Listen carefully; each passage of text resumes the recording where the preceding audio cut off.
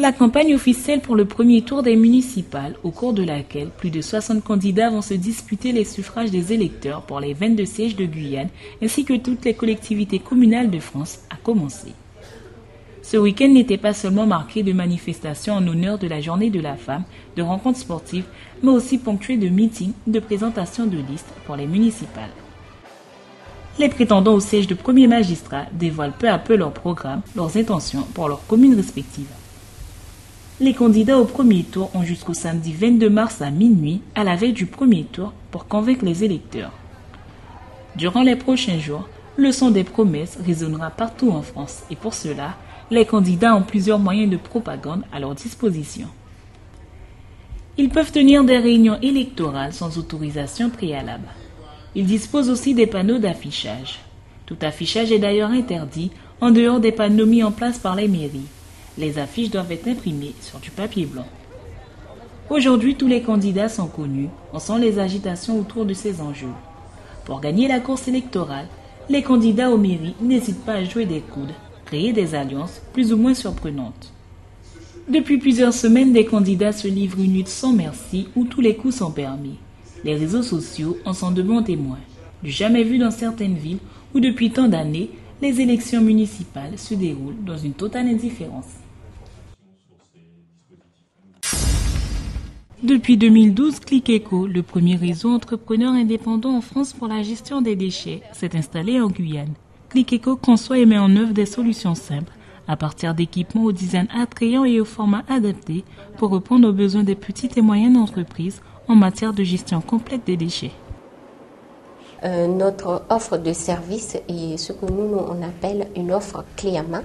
Ça va du diagnostic dans une société pour reconnaître quels sont les types de déchets émis, quels sont les déchets qui sont dangereux ou pas, quels sont les déchets qu'on peut valoriser ou pas. Et on apporte à chaque type de déchet une solution. Ça va des emballages propres à chaque type de déchet jusqu'à l'enlèvement périodique en fonction de la quantité émise. On achemine ces déchets dans les centres de traitement de proximité.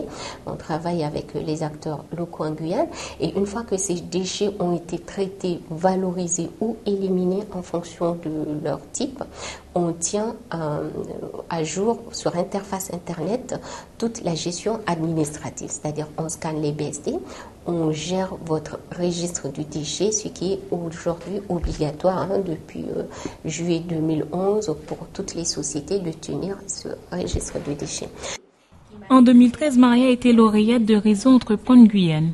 Pour l'instant, elle gère seule la filiale à Kourou. Dans les prochains mois, elle compte bien développer l'activité et recruter 3 autres personnes. Moi, j'ai foi en mon projet et je sais que c'est un petit plus pour la Guyane. Et, il y a forcément des gens qui seront pas d'accord. Alors, il y en a qui me disent, mais il y a déjà d'autres sociétés qui le font. Alors, moi, je leur explique que ces autres sociétés, on travaille ensemble. D'ailleurs, c'est mon vœu de travailler ensemble. Je vais vous expliquer pourquoi. Parce que eux, ils font du gros. Moi, je fais du petit. Là où ils peuvent poser leur benne, moi, je vais poser ma petite boîte juste au poste de travail. Quand c'est plein, je déverse dans la benne. Quand ils vont récupérer la benne pour le traiter, je remplis les documents administratifs. C'est pas simplement parce que vous faites le tri, vous remplissez votre benne, vous faites traiter. Tant que vous n'avez pas une traçabilité claire et nette de tout ce qui a été fait de vos déchets, vous pouvez avoir des problèmes suite à un contrôle, même si vous êtes de bonne foi. Il faut savoir ce qu'il faut faire. Il faut savoir que le travail, ça ne suffit pas de faire éliminer. Il faut aussi rendre compte de ce qu'on a fait pour éliminer. Le bon geste de tri, c'est l'affaire de tous.